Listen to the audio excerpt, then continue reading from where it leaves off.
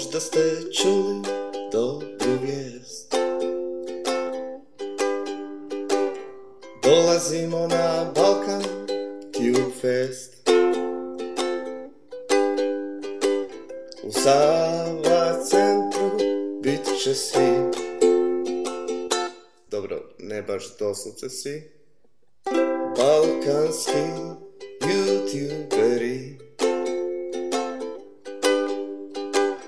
Stigneš kupit karte i ti.